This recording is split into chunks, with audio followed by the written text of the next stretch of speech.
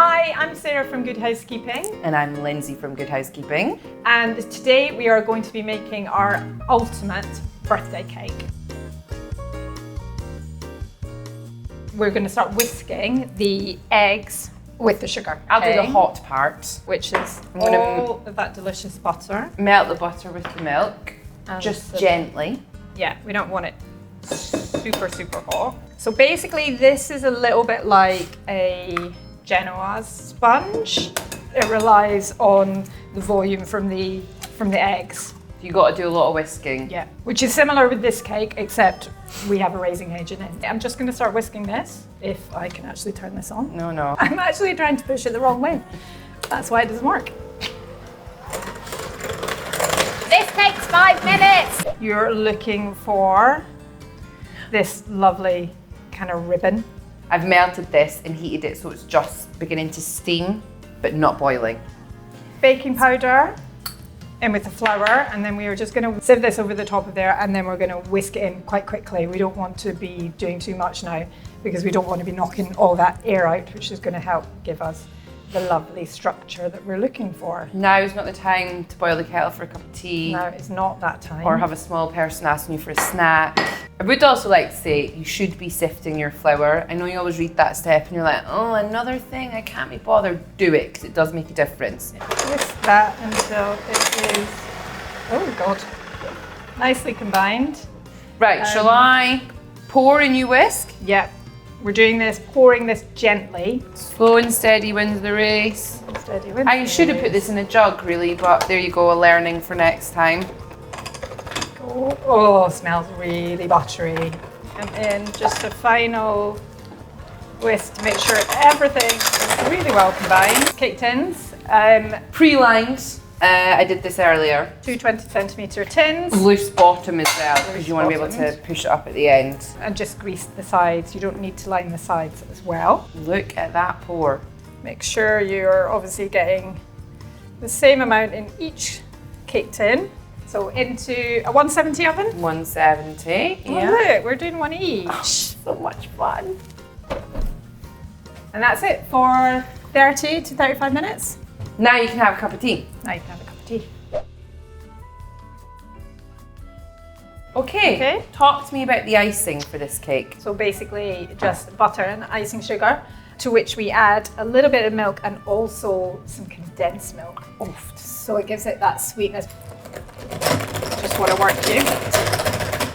You basically, for buttercream, you're using double the amount of icing sugar that you have butter. Yes. What you don't want to do is empty it all in. No. Because then when you try and whisk it, you're just going to get a cloud of icing sugar, which And I almost everything in your kitchen will be covered in a film of icing sugar for days. You usually go half in first.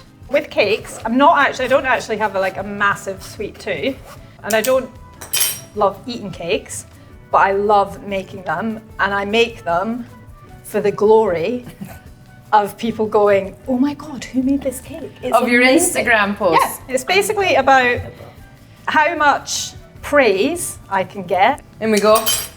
Slowly at first, mind. Oh, So you didn't get. no, because we followed the instructions. Yeah. So what you can do is put the whisk in the bowl and then cover it with a tea towel. Oh. And then we're gonna add 50 mils of milk. Milk. Then we're gonna go in with 50 grams of condensed milk. Okay, final whisk.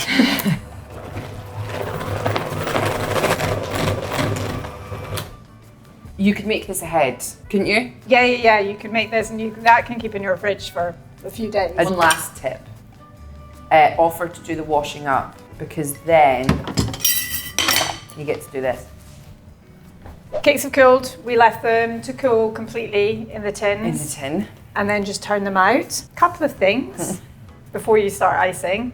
You might find with this cake that you're not getting a perfectly level surface. If you do have quite a big kind of mound, what you can do is just serrated knife level out the surface if you want. Then you can eat the bits that you trim off. If you really like buttercream, you can always level out the surface with more buttercream in one area than the other. Yeah. Just a top tip. And then what I always like to do as well is turn one of the cakes over, because the flat side has obviously been on the base of the cooking tin is lovely and flat. You know, I thought you just done that by accident. No. I didn't know there was a reason. There's a reason for it, because then you get a lovely smooth surface on the top. I have obviously just put myself under an enormous amount of pressure here because I've been banging on about How much good it's going to have to I look. making and decorating cakes. How we shall ice it. You're going to put a That's a dollop in it. massive dollop in there. Could you Well, put I some jam on there as well if you wanted? You could. If I you do really- like a bit of jam If in you my don't cakes. feel that there's enough sugar in this cake, feel free to go with some jam. And then take a palette knife. Or the back of a spoon if you don't have a palette knife. Take a palette knife. I mean, you don't want your buttercream to be the same thickness as your No, cake, no. obviously. But you don't want it to be really thin. I feel shortchanged with a really thin. Doesn't look as good. More icing? Definitely more icing. What we want to do now is fill the gaps, because we want that to feel sort of like as smooth as possible. So, Could I colour that icing if I wanted to as yeah, well? definitely. Just a little food colouring. I always find the gel colouring the best. Better, yeah. And you don't need a lot. No. So you're just going in and Fill in the gaps. fill in those gaps. If your buttercream is getting too soft, shove it in the fridge for 5-10 minutes and you'll be fine. Or even like keep your palette knives on the back of your spoon in the freezer, I sometimes do. Oh, that's a good tip. Could you freeze the cake, do you think?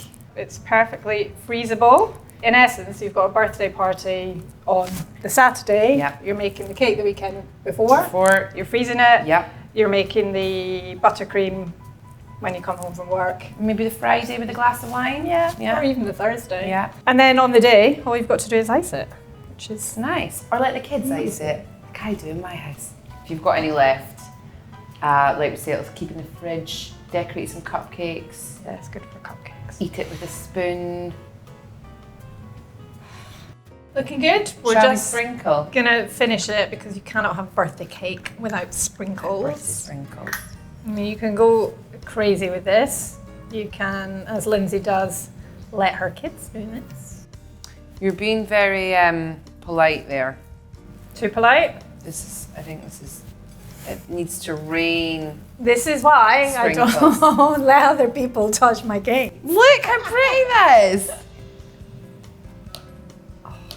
So satisfying. It's a nice noise that, isn't it? It is.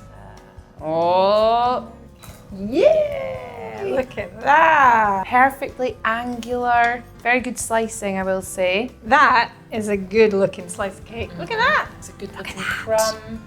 Very well iced, very well sprinkled. Because I want to taste the cake as well. I want to taste the hot milk.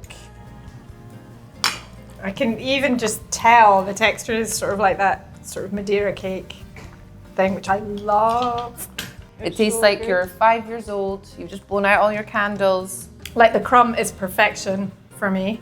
It's denser than a Victoria sponge, Yeah. but it's not heavy. It's still nice and light. Does that make sense? Yeah. Delicious. Delicious.